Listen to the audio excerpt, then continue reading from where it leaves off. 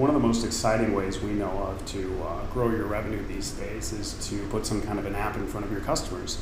Software is a very high margin product, and if you do it right, you will grow your customer engagement, you will drive your sales higher, and you'll increase your revenue in the process. The fastest way we know of to generate something like that is to put some kind of analytics in front of your customers or look to some kind of information-driven, personalized content. With that, you can increase your service's transparency and generate smart insights for your customers that they're often willing to pay for.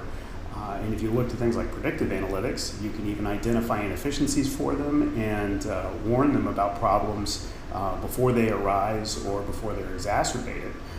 If you look, for example, at the personal fitness market lately, with devices that monitor health statistics, you got a lot of technology-savvy fitness centers out there that are actually collecting all this information and then turning around and using that to create personalized analytics for their customer bases. And the great thing is, by collecting all of that data, they now have an enormous base of statistics which they can use to drive a more intelligent business. Now, we have a formula that can make this more attainable for you. There are three pieces to the puzzle, essentially.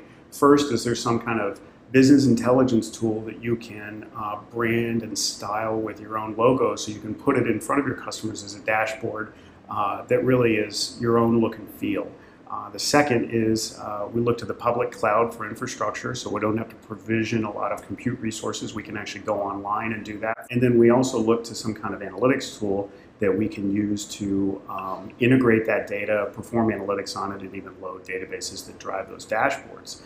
For the first two pieces, I'd recommend you look at Amazon Web Services Marketplace. There you can go spin up tools like Looker or Jaspersoft for dollars an hour and make them publicly available. You can secure them so that it requires a login for your customers, and then start to explore what kind of branding and styling functionality those make available so that you can start to put your own logo and color scheme and look and feel on the application.